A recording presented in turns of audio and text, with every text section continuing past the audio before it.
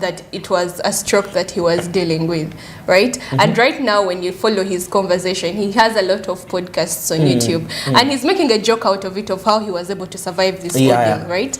And when you look at a young gentleman like that, okay, he's not really young per se, but he's not old to be in that situation of getting a stroke.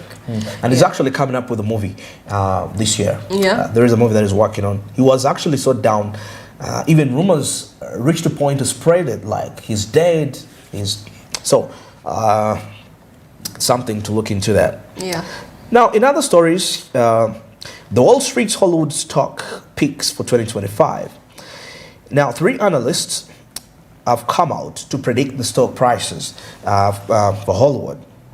Now, after years of investors' concern about the advertising market trends, streaming losses, cord cutting in the streaming age eating away at Hollywood's giant cable networks units. Now, there are for macro profit engines and competition from technology giants was a whiff of entertainment optimism, which was sweeping across the Wall Street as the calendar changes from 2024, now changed to 2025. Now, however, the Wall Street analysts are differing in their recommendations for where to put the money in 2025. Now, big Hollywood players, small success stories, all stocks powered by growth. Here is the Hollywood Reporter's look at some of the stocks that the media and entertainment analysts have started naming as their top picks for 2025. Now, we have Jessica Rafe Enlich, Bank of America. Now, why is it that way?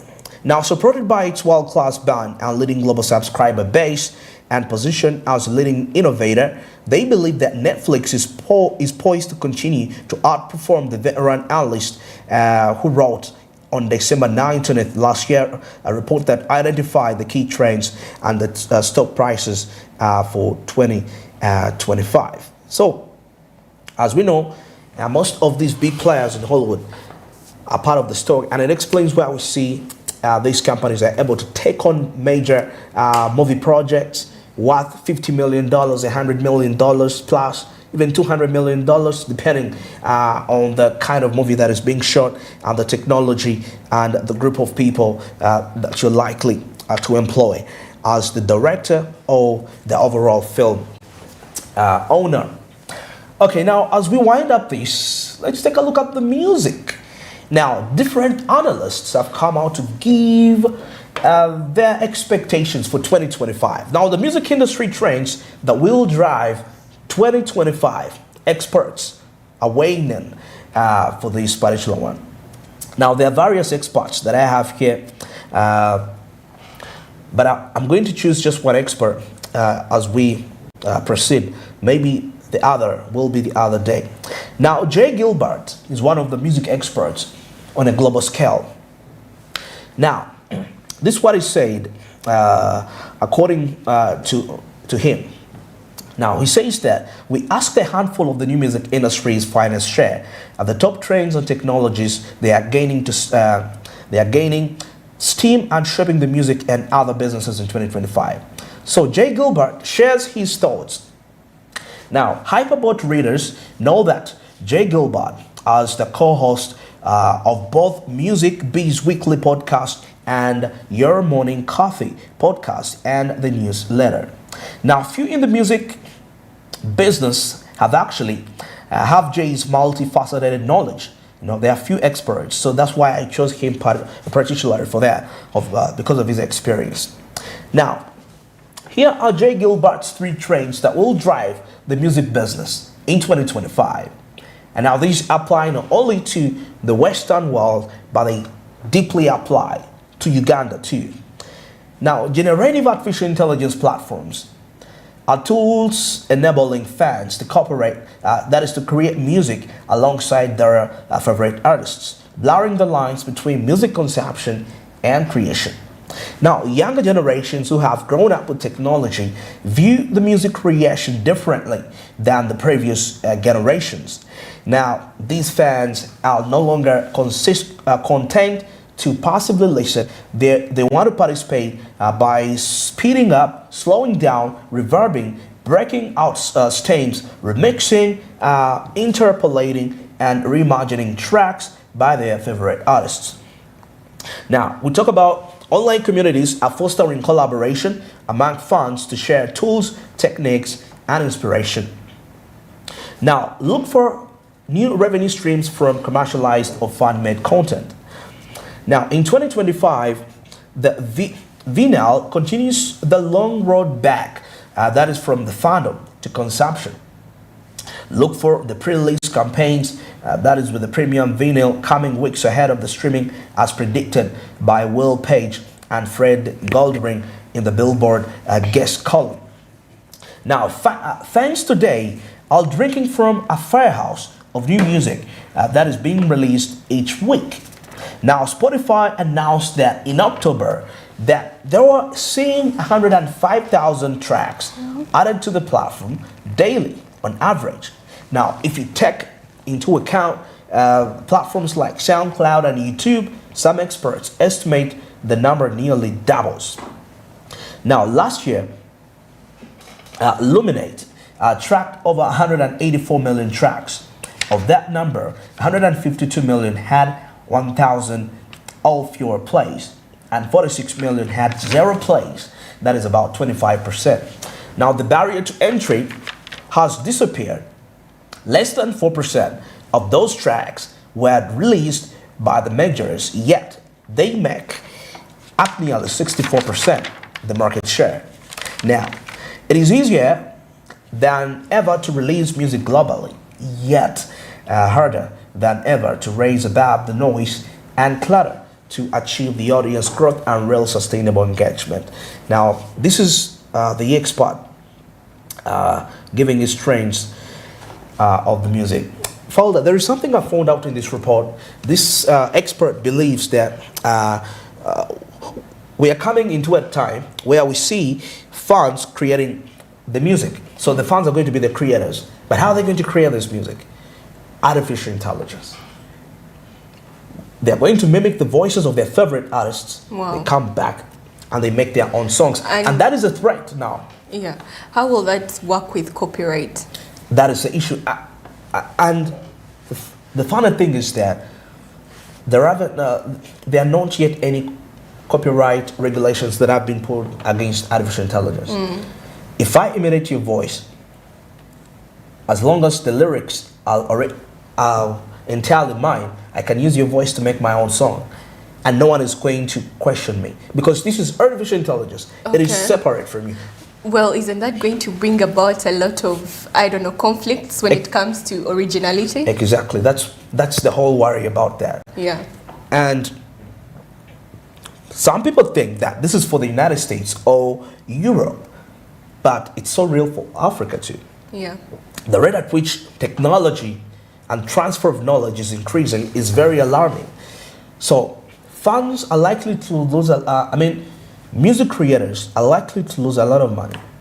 Because now, I make my track, I upload it. I make perhaps a lyric video, I put it there. Okay, that's very new because as of date, I would think that the songs, the tables have turned, right? Yeah. Because before a song would be one and we can have it in different voices. Where some people can sing to imitate the lyrics of remix, the author, right? Yeah, exactly. But now if you say that the sound is also going to be copied and pasted, well, that's very interesting. And I would love to see how that is going to play itself out. Play out. Yeah. Yeah, he said clearly that fans are the new creators. This is Jay Gilbert, in his own opinion.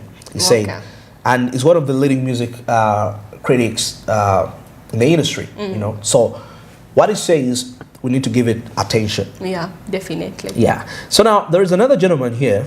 Maybe I'm going to wind up with this one. This is George Breyer. Now, according to him, DIY distribution world will need to evolve. Yeah, this is according to this other gentleman, another music critic. Now, he says that I think that DIY distribution will need to evolve and more friction points for the users will all learn more regarding the current litigation situations happening as per week. Now, the legitimate artists, the price point will actually increase due to the bad actors creating a strain at the moment. Now, artificial intelligence music creation and personalization. Now, AI composition tools. Advances in artificial intelligence will enable artists and producers to co-create music with sophisticated AI tools, blurring the lines between human creativity and machine intelligence. Now, this person is also talking about the same aspect of artificial intelligence in music. Now, streaming platforms will actually continue using artificial intelligence to deliver highly personalized music experiences. Now, the playlist and recommendations will increasingly adapt to the real-time context, like mood, location, and even the biometrics. Now, artists might use generative artificial intelligence to create tailored experiences for their audiences, from custom remixes to interactive listening experiences. So all that are the anticipations within the music industry come 2025. Actually, someone here says that Netflix will also add a music streaming icon to that. Of course, I'm not surprised because we've seen most of these companies, the big players, they're now diversifying their content to the extent now they also showcase football, sports, to have a wider market base. Now, Netflix will add music streaming in 2025. This Bobby Owinski, he said that, I believe that Netflix will enter the music streaming business in 2025. Now, the company has deep pockets that are even deeper than now that it cuts back on original programming and 283 million subscribers across 190 countries. Now, a banner that indicates music would actually put a serious dent in Spotify's market share, as many streaming customers have actually begun to cut back on the number of services they subscribe to. So it would also give the current Netflix users another reason to continue their subscription with the company and also drop another competitor's service. Yeah, so that's according to him. He strictly was hitting on Netflix to add on a streaming icon. But of course, what is he trying to teach us? Diversify the content. If you're in Uganda, diversifying the content is very key. Then I found something here interesting. We see music executives have come out to share advice for the next generation, for the Gen Z. And we're not Gen Z actually. There is a generation after this. We'll Gen be having X. Generation X. Yeah. So for those that are going to be participating in music, there is a message for that music executives all the way from the top. So what is this message like? Now, one of them said that stay curious, stay proactive, and be resilient. You need to take every opportunity to learn, network, and immerse yourself in the industry. Don't be afraid to take risks and think outside the box. Stay true to your passion for music and stay true to what you like. Don't conform to everyone else around you. That's what Ashley Graver is part of the music executives we're talking about. Is the head of the dance and pop and indie at Spotify. Now, Fabrice Segment is this is the co-founder and the managing partner of Dancing Town Group. This is message he has for this generation. Entering a new type of business requires high level of curiosity and an open mind. Don't let yourself be locked into a box or role. Be curious, because curiosity leads to innovation, which leads to success. So that is one of them. Then another is Michelle Rodriguez. Now this is the head of the early cancer recruiting at Creative Artists Agency. I'll wind up with this one. He said, think about your specific journey because it is important to recognize that no two people have the exact same birth. So we're all different. So don't compete. At the end of the day, you're running your own race in your own lane. That is it. Exactly 1 minute to the top of the hour. Let's go for the break. And our business insight is definitely into the pipeline when you return shortly. Stick around.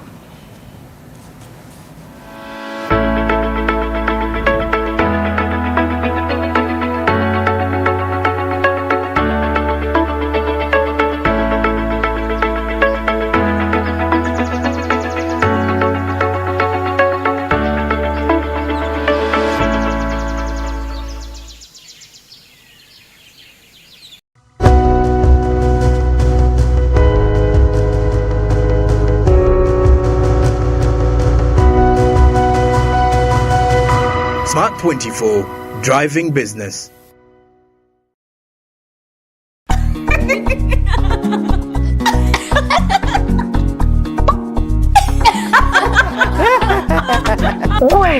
Chichi baby ababbi bakutaba police tulina obeera mu nsonga zino. Ababbi bakutaba police.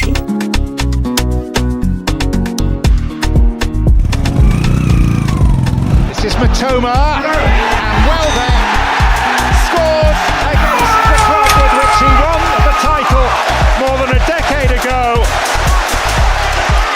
and it's the 100th goal. Upgrade to become BFF with the Premier League and enjoy football's best moments at only 90,000 shillings. Go TV Uganda. Love it. Roll up, roll up. Let's go. Welcome to DSTV Land. The most awesomest place to spend your holidays. Suffering succotash. There's loads to explore with something for everyone. Amazing. All the best shows. Wow. All the best buds. It is pretty great. So don't miss out and let the holiday fun begin. It's a blast. Only on DSTV. We all have that one friend. Always by your side for the big moments and ready to assist. He's always got his eyes on the prize and his heart in the right place. Where would we be without our BFF? This season, enjoy all 380 Premier League games with your BFF GoTV. Upgrade or reconnect to GoTV Super Plus for the discounted price of just 90,000 shillings today. GoTV Uganda. Love it. Oli mukyala munna bizinesi era oyagala bizinesi yeekulaakulane. Gavumenti ya Uganda ekuleetedde ssente za Grow era nga weewola okuva ku bukadde buno okutuuka ku bukadde 2 n'osasula mu bbanga lya myaka 2 ate nga gw'asasula mu budde olinna mukisa ddala. Eri abakyala abanoonyi b'obubudamu nammwe abaliko obulemu enteekateeka eno egenda kubakolako mu ngeri ey'enjawulo. Okumanya ebisingawo tuukirira Post Bank, Equity Bank, DFCO, Centenary Bank, Finance Trust Bank ne Stanbic Bank oba genda ku mukutu gwaffe ogwa www.grow.go.ug oba okujja ku ofiisi za PSFU ku Kyaddondo Road e Nakasero ku kizimbe kya Trust Tower omwaliiro ogusooka oba okuweereza obubaka bwa WhatsApp ku nooti 7623 3 nooti 4961. Omukisa guno gw'abakyala bonna okwetooloola eggwanga era ng'enteekateeka ya Grow evujjirirwa banka y'ensi yonna n'eteekebwa mu nkola Ministry y'ekikula ky'abantu ne Private Sector Foundation Uganda. Grow, generating growth opportunities and productivity for women enterprises. Okuba omusinguzi oyine kuba stede nka Tiger. Konka koligula amashita na MTN Momo okusingura kworobi. Kozesa Momo app ningashi imata *165 *3#. Teka mu merchant code, teka mu muhendo gw'esente, teka mu Momo pin, oshashuri. Congratulations! Emotoka yawe shemerirwe kandi watunga omugisha gwo kusingura mobile money na MTN Momo.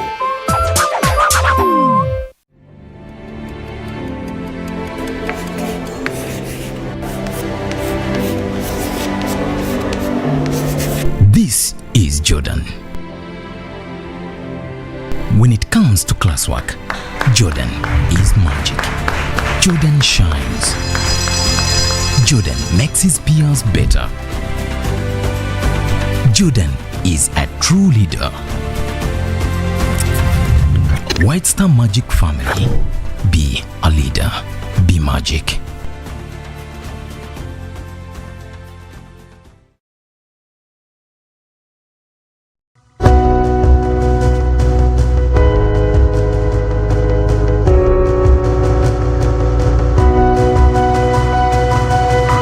Smart 24, driving business.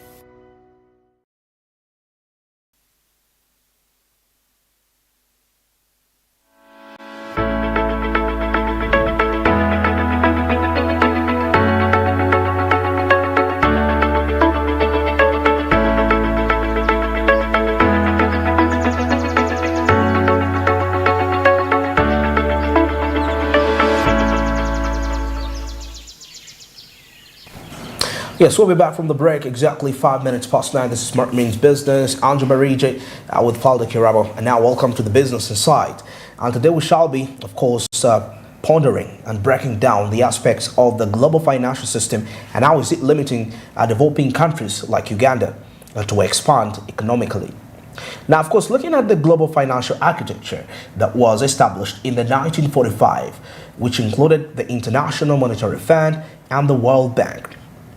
Most of these aspects were actually designed to favor the growth and development of developed economies at the expense of developing economies such as Uganda. Well, Faldo, in your own perspective, if you take a look at that, because many times we talk about economic growth for this country, we try to stabilize everything, but the question is, are we favored as a country, Uganda? Even if we do everything right, shall we ever get the right result in terms of our exports, the goods and services that we put out there? Hey, thank you so much, Andrew, for that question. And when we look at whether we shall ever do that, I believe that we can, because when we take back time, back to 1962, Singapore, Malaysia, and Uganda were at the same economic grouping. We were all in the same level. But as of now, Malaysia and Singapore are in the first-class countries. They're one of the countries that are calling the shots in decision-making, right? And when we recently celebrated our Independence Day of 62 years, 61 years, 62? Must have been. 62 years. 62 years last year. And those are some of the questions that were being brought up when it comes to our economic development as Uganda, and some of the reasons as to why we are still failing to get there in comparison to these countries that we were with at the same level in 1962. But I do believe that if we take the right steps, of course, and we stay consistent with what direction that we are choosing, of course, Uganda's economy is bound to grow with time. Like you earlier were talking about the reports from inflation and that whole money talk economy, right? Exactly, And we see that at least as of 2024, the inflation rates were a bit better, right? And these are all some of the initiatives that are being put into place by the government, the Bank of Uganda, the loans that we are taking to help us get there. So I do think we shall get there with time. But of course, we can't get there without first looking at some of the things that are hindering us or that are slowing our economic growth. And when we talk about things like that, we talk about a number of things. For example, starting off light, the population of Uganda's economy. And when we compare it to what is being institutions that are supposed to help us, like the Bank of Uganda, for example. According to you, boss, when we look at just 2024, the population growth rate of Uganda, or the population comprehension of Uganda, was 46.2 million Ugandans, right? And we are comparing the effort that is done by Bank of Uganda to be able to help us bridge that gap when it comes to resources, providing us with just the economic planning that we need. You were talking about the lending rates, right? How is this 5% that has been put into place by Bank of Uganda going to be able to help the 46.2 million Ugandans out there? And not forgetting that the biggest demographic of Uganda's economy is made up of youth. Youth who are mainly unemployed, you know. So we start off by looking at such small things and how we can be able to, in order to help us gain the economic growth that we need at the end of the day, when the citizens themselves are happy. But of course, I can't continue this talk without asking you what you think about the situation as of date. Well, in my opinion, I would say this, because remember, according to the financial to the global architecture. For example, I remember way back in the 1980s when the structural adjustment programs came into place, and part of these included currency devaluation. It included privatization, whereby state-owned enterprises were meant to go into the hands of the individuals. But surprisingly, this didn't work out for us as a country, Uganda, because we have unique economic priorities. Because we kind of had mixed results. So I know the Bank of Uganda is doing whatever it takes to do all this. But also what worries me much is that if you take a look at how the global financial architecture is still designed, it's more like developing economies like Uganda are meant to be suppliers of raw materials, and developed economies are meant to export the finished products back to the developing countries. Now take a look. We export raw materials at a cheaper price because we don't have the ability to command the prices. These prices on the international markets are controlled by the international players. That's true. So in the process of exporting our raw materials, we export them cheaply. And now these countries process these raw materials, they export products back to Africa, and we buy them at a very high cost. Rate, and on top of that, debt is a big issue because as of 2024, Uganda's debt stood at about 26 billion United States dollars. It's so that's at 86.6 trillion. That is in Ugandan shilling. $23 billion. $23 billion, exactly. So you can clearly see how disadvantaged we are. But then still, I thought about something. I was so amazed. Did you know that the United States of America's economy, the money that flows into that economy, 70% of that money comes from the individuals, the citizens of the United States of America. Why? Because it shows that within the country, trade has been strengthened, so people can trade within ourselves. So can that be a reality for Uganda? It is possible if we actually decide to. That's why initially, when we were talking about money having a multiplier effect, that if this, for example, if the government sets, the central bank, sets an interest, let me say, they have lowered down the interest rate, So when businesses invest money, for that money to have a huge multiplier effect, to multiply to make more money, so that they can expand and invest further, it would mean that some subsidies are required by the government, and the major being tax exemption for some of these farms, so that they can have enough money to produce, and also limiting on the regulations.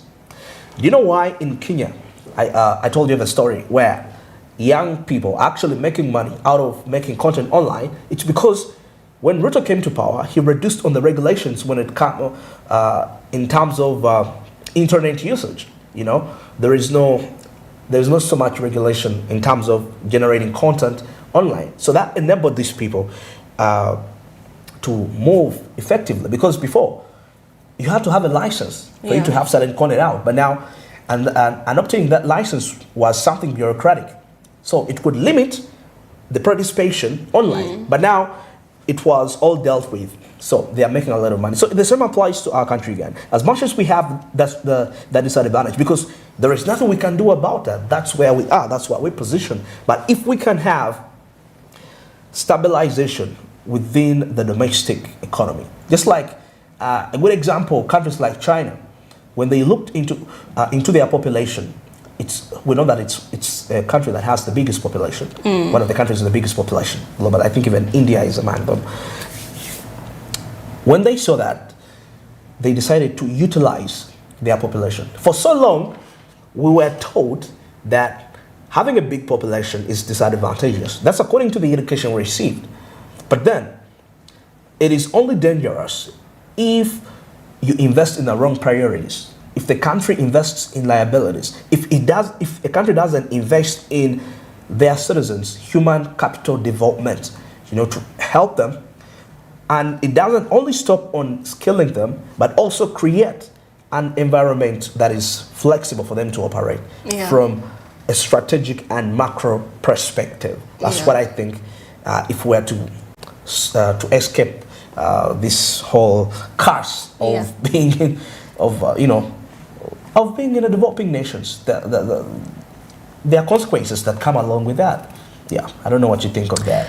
You've talked on a lot of issues, like debt dependency, the trade situation again, and the population rate of Uganda. And of course, I think those are very interesting things to look at and very interesting aspects, because when, according to Ministry of Finance, Planning and Economic Development, you earlier said already that the debt burden that we are facing as what? As a country. And of course, when we see some movements that are being made to change the way things are operating. We see the recent talk of rationalization of government entities in order to control the expenditure. The expenditure which will help us into finance dating.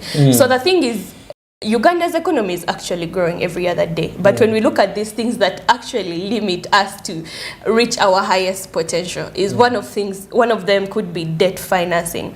We are continuously in this borrowing spiral in order to be able to pay back debt, where the government is continuously borrowing money from other entities in order to be able to pay debt. And you talked about USA having 70% of the money coming in from its citizens, right? And this means that predominantly the United States of America is a capitalist state. Absolutely. And we see that the government actually ends up taking most of its loans from its very own citizens. Right? That's true. And that is one of the things that is helping it grow. So it means that their debt burden to other countries is, let me say, by the 30% that we've left out. It is really low. So that means they still have the ability to call the shots on how their currency is still high up there, whereas us, we actually end up taking the loans from them. We see we are always taking loans from IMF. This alone, it is keeping us in a loop of loans, because we are not having these rich entrepreneurs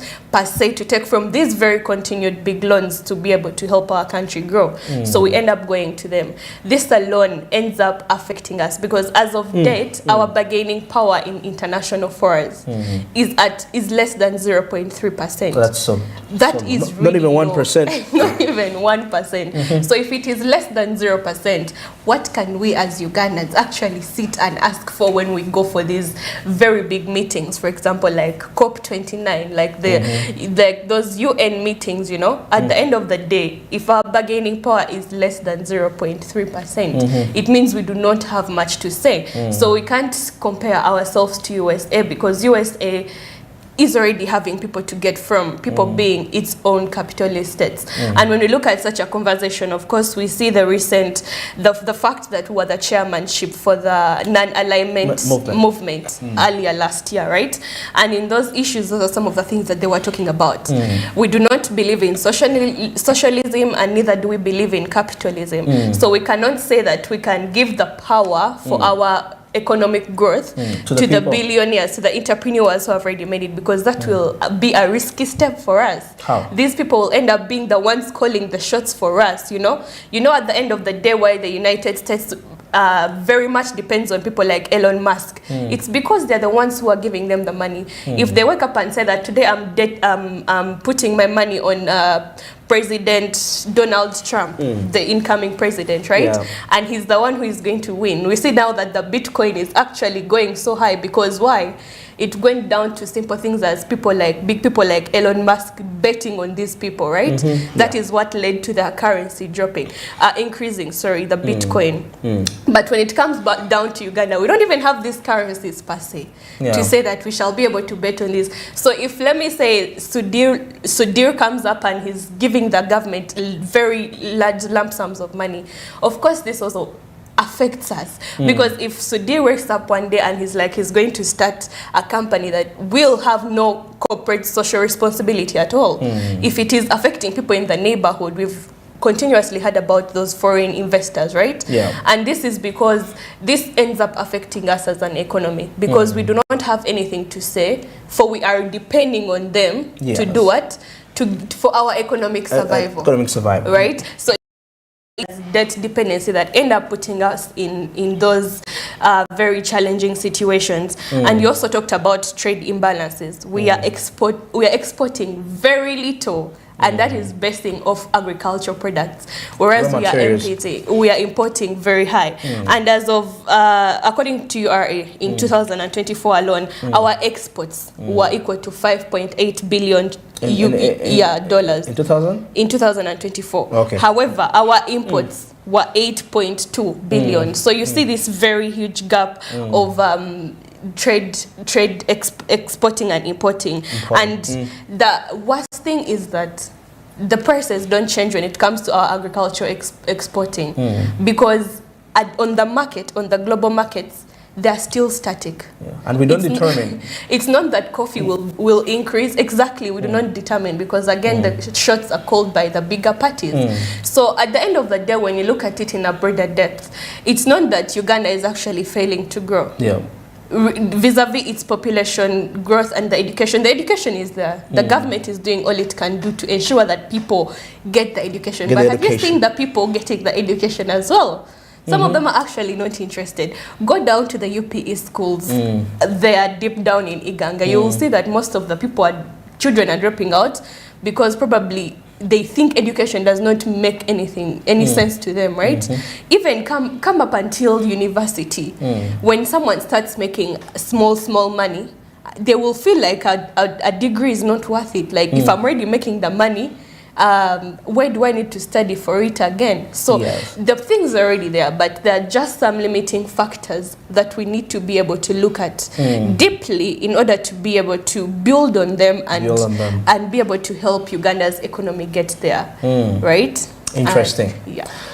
You mentioned something about the non-alignment movement, the conferences that were held, and a part of the discussions there was in line with the Bretton Woods institutions, that is the IMF and the IMF and the World Bank, talking about easing, like kind of the strings attached when we're accessing this money are quite too harsh. And recently the Pope came out and was calling upon debt relief, for nations that the nations that have a huge debt. So he was calling upon the nations that owe certain nations money to forgive them as a result of that. But then that brings us to a point of, when we borrow this money, where is it channeled? So why do we have the audacity to command these institutions on the terms they should lend us this money? And yet for us, when we get this money, it's used for something else. That's, to me, that's a question. I'll say it's a selfish, from the selfish perspective. Because if that money was channeled, take a look at Uganda. The sector that we believe that is driving this economy, agriculture. Ask yourself, how much money is it allocated for in the budget? It is so disturbing. It is so disturbing because even the corruption rates are high. Things corruption as easy as that, exactly. There's always mismanagement of funds. Exactly. And then we come, you lend me money, Father, you lend me money. I go, instead of investing it in something that is going to multiply it, I go to a bar, perhaps, and I drink. Then you come to me, you're like, give me my money. And I'm telling you, but why are you so hard on me? Yet when you give me the money, I didn't invest it in because I borrowed the money from you with an excuse that I'm going to invest it. So when the day of repayment reaches and I don't have the money, and you use excessive force, then I'm angry at you. But are you the reason why I invested the money in the wrong place? No. So I'm definitely the reason. So to me, I feel like that's the game we're playing as developing countries, prioritizing. But anyway, thanks, because we see the entire geopolitical landscape globally is changing. The trade order is changing. The world order is changing. So lots of things are going to be changing. And it's about the surviving nations, survival for the fittest, where we're heading. All right. It's exactly 24:09. Let's go for the break, and we shall be returning to wind this discussion down. Stick around.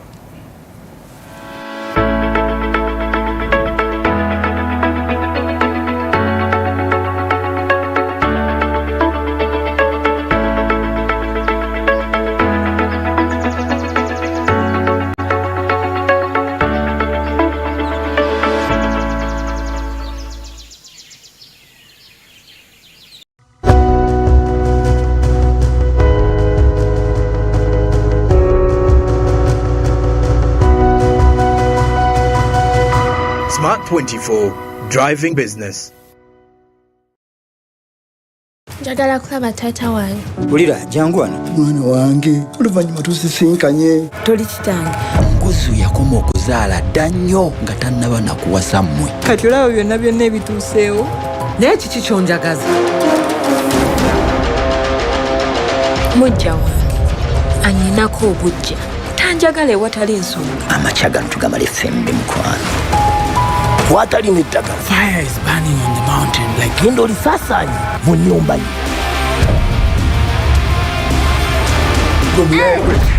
Ono uncle. Eki?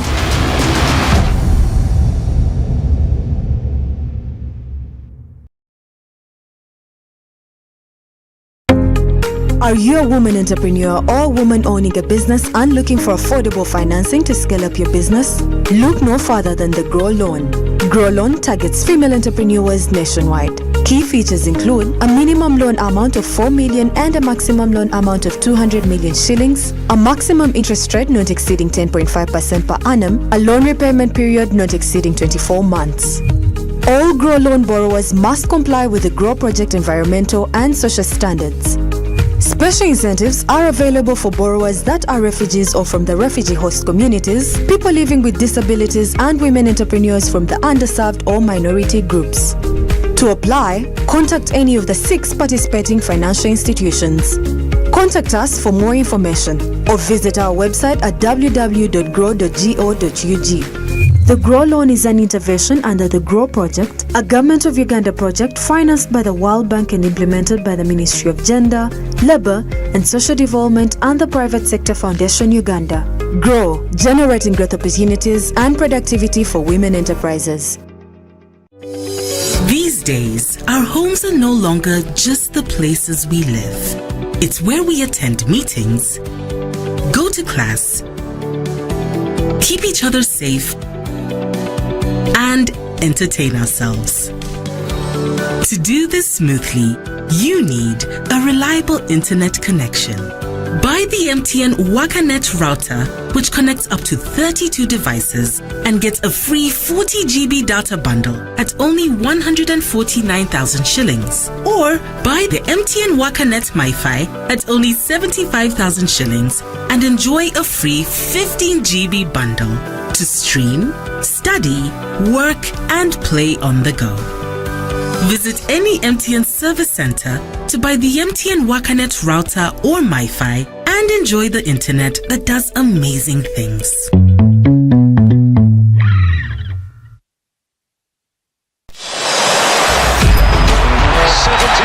days since the last day of last season. We are ready to do it all again.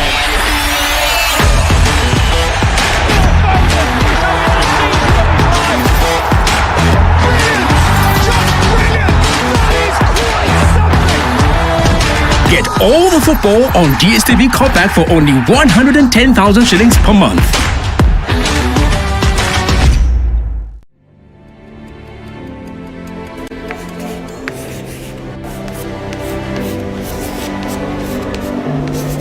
This is Jordan. When it comes to classwork, Jordan is magic. Jordan shines. Jordan makes his peers better. Jordan is a true leader. White Star Magic family. Be a leader. Be magic.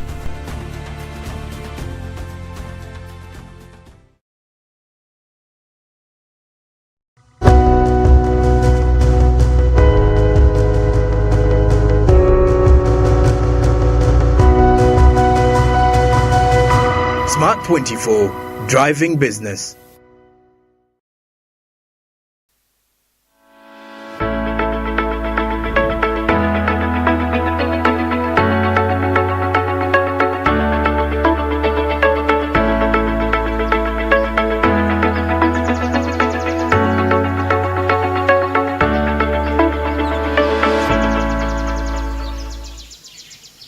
It's definitely heading into the last minutes of the discussion, taking a look at the global financial architecture and how Uganda is actually being left behind as a result of the visionaries of this particular architecture.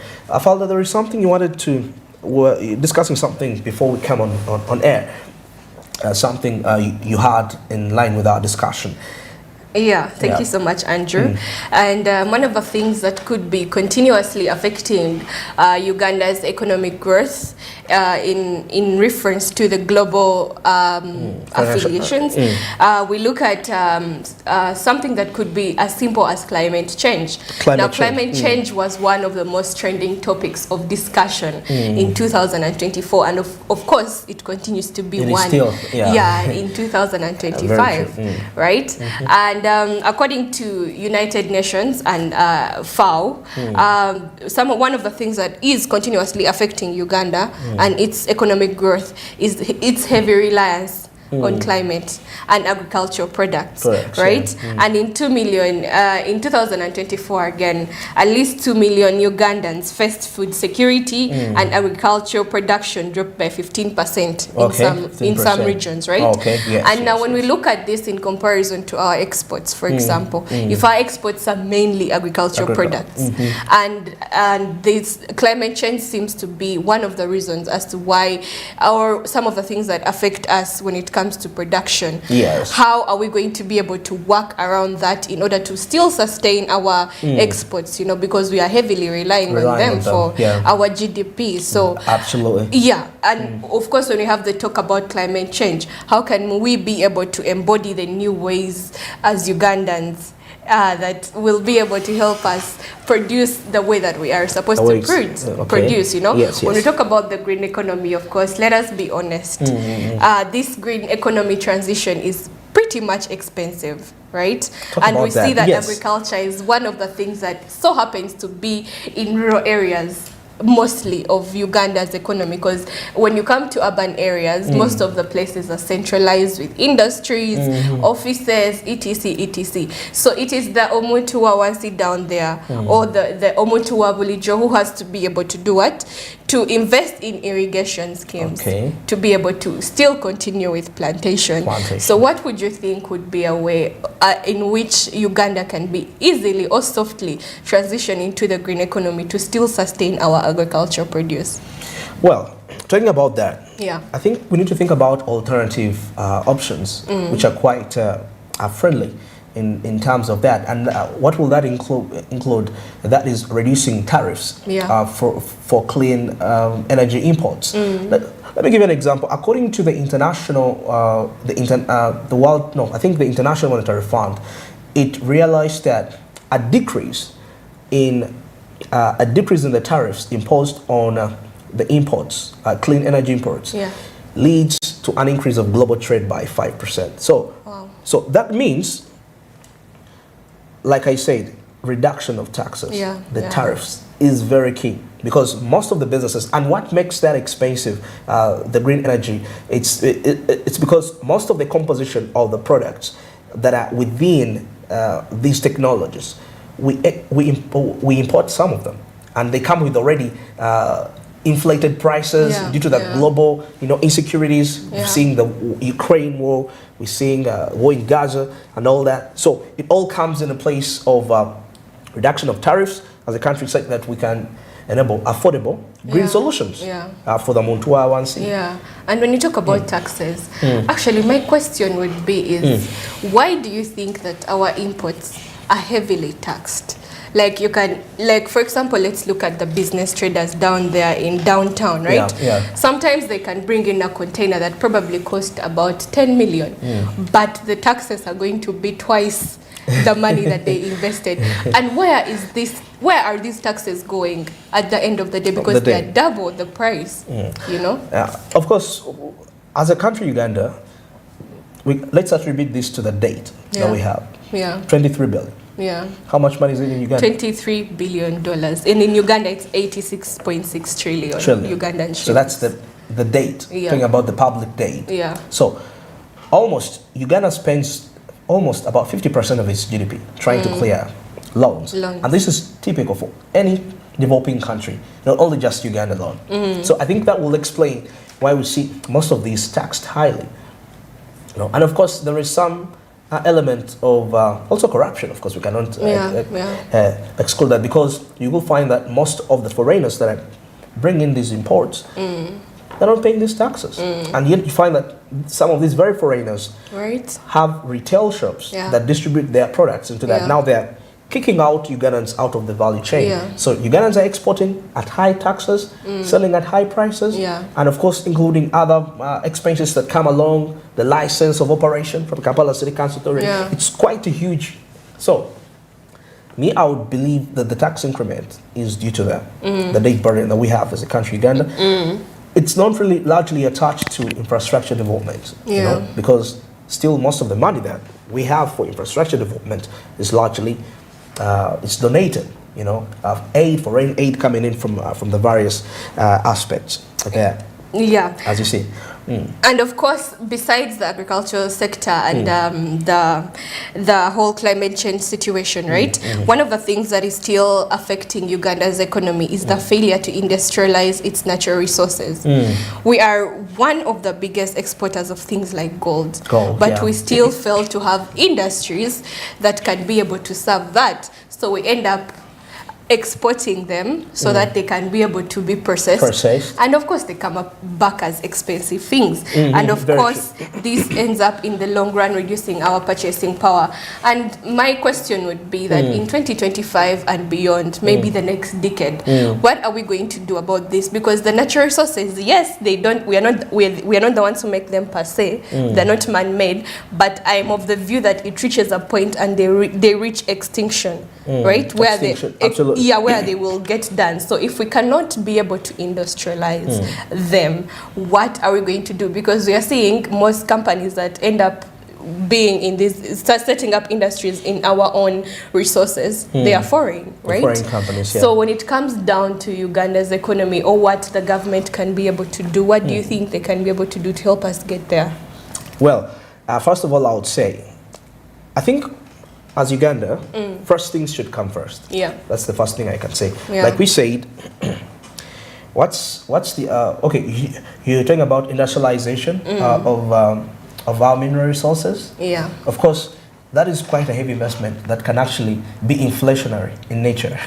but what we have, for example, we mentioned agriculture, and we have different regions in Uganda, and each region has a certain crop that grows best in there. So let me say, if you're saying you're supplying seeds to the farmers, you don't expect to supply the same seeds to the farmers in the central. You supply the same seeds to the farmers in the west. Then again, you're supplying the same seeds to the farmers in northwest. It doesn't work out that way. Look for the advantage of what competitive advantage okay, let me say, what competitive advantage does one region have over the other region? So once you discover that, put the strength in there, you know, and of course that will call for also employing officers that are there to supervise the distribution of these seeds, and the farmers that have gotten these seeds, to what degree have they utilized them? And of course the government also comes in to support the industrialization bit, because okay, industrialization of raw materials, to me, as a country, Uganda, I feel like it's quite a very huge expense for us. That it might be a bit, it might even lead us to borrow more money to increase the debt. But what we can handle is agriculture. It's not really so much, okay, it's expensive, but it's not heavily capital intensive as you take a look at the mineral resources. And when you talk about industrializing agriculture, let's take a small look at just Kakira Sugar Works. We already have that natural resource of good fertile soils, and they are growing sugar canes there, right? And the sugar canes are the ones that are running the factory that is currently ongoing, right? And maybe one thing that we should actually look at as Uganda's economy is putting a lot of energy on the coffee sector. Because coffee, Uganda is one of the biggest exporters in Africa at large, if not the third, of maximum fourth, right? Exactly. But if we are still only exporting it, yes, it is going to give us a burden, right? A burden, yeah. Because look at Kenya. It's really simple. Some of the reasons as to why Kenya is continuously growing is because they're actually harnessing this industrialization thing, right? Yeah. They have a lot of things, a lot of milk, they have a lot of products that they are producing, and they are exporting them into countries that are just neighboring countries, starting small, you know. So I would think that Uganda could probably think about investing into at least one coffee making industry, so that we can be able to still export coffee, you know, at the end of the day. Maybe we already have them, and if we already do, I think we should look at empowering them more and giving them local market. You earlier talked about market, right? Giving them local market, not just in Uganda alone, but in the region, and soon it will go to just Africa at large, and as well as we could start exporting to those Arabian countries, Canada, USA, right? Because we cannot just give up because the machinery is expensive, you know. And actually, recently you've talked about the local market. Yeah. Although we have countries in Africa that are restricting, that actually are removing of visa requirements to get into those countries. I don't know how far most of the private coffee growers here have actually gone into that, because Ghana recently announced it. All you need is a passport now to get in any Africa. As long as you are in any country, you can go there. So far there are 26 countries that have done that. And I'm looking at how can Uganda really leverage onto this opportunity, because we're talking about the African Continental Free Trade Area and its expansion. Now you talked about coffee.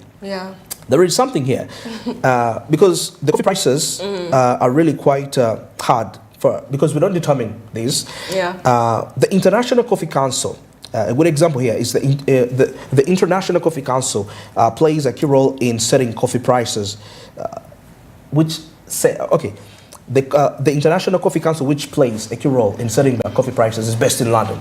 Wow. You know, that determines that, including the Swiss Coffee Trade Association, which handles at least a volume of more than 50% of the global coffee prices. So my question is, because if the players, because they can, we can lose it out when it comes to the pricing, you know, because now I'm trying to imagine, like you mentioned coffee, where we don't have a say. You know, however much we are one of the leading coffee producers, then what shall we do for that? Because we might try to leverage, because now this can be two ways.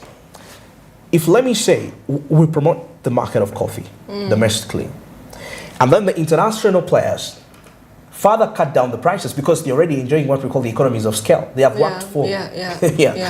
So what if these players, you know, like the one in London that set the coffee prices, decide to penetrate the economies with cheaper coffee? That's true.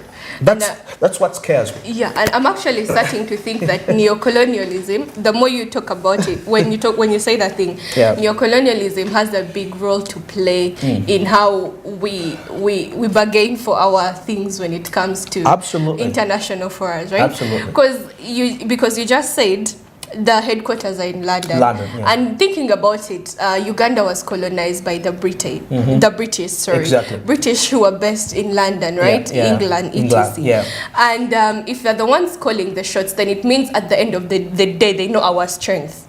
So they can be able to play us by our strength, so that we still rely on them for things like debts, taking loans, for things like anything that we need, we can always go to them. Because at the end of the day, when you look at even our political scene, they still have enough to say about who is the president, who is. So I think neocolonialism has a role to play, but the thing is that we can leverage our African entity for real. Because when you look at small steps that are made towards getting there, like the small regional integration, we cannot forget to always shine a light to the East African community. For example, right? And even this whole conversation of non-alignment movement, if the member states in those countries, because we still see that much as live alone, there are some observer states now like China in the non-alignment movement, right? Spain, there's South Sudan, which is not even part of this non-alignment movement, yet it is a what? an African country. If we give our strength to such countries, yes, we can be still able to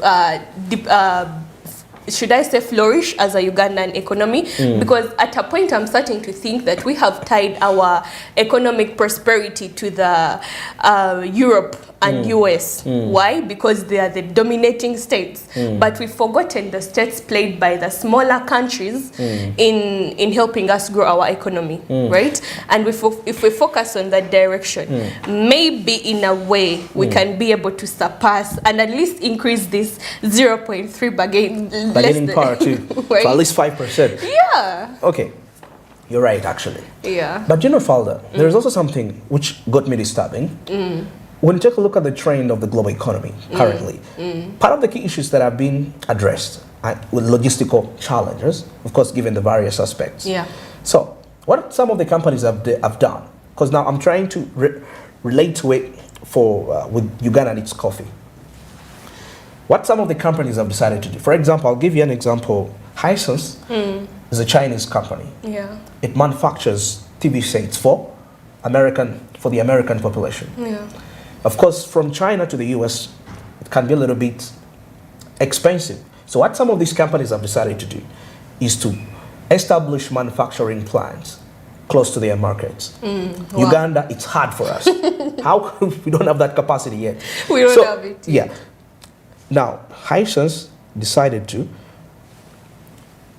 switch to Mexico. Yeah. It's like that. In Mexico, they are close to the United States. There is one of the leading toy companies, toys for the kids. It's called Is it Mart? It's called Mart from the United States. It came closer. Yeah. It actually established a branch in Mexico because Mexico is a big market for that. iPhone, the iPhone company, decided to also shift from India down to from China, and now they're establishing plants in Vietnam and also India. So they're getting closer to the markets. So either way, if we say coffee, yeah, how best can we get closer to our biggest markets? Yeah. Because one of the key aspects, which are also a little bit costly on our side, is the logistical side. Transportation of this coffee to the intended destination. So we find that we are landlocked. We have to pay a huge, hefty amount of money. So it makes me feel like whatever prospects we are looking into, if we don't adjust what countries, because now countries are also realigning their alignments. At this particular point.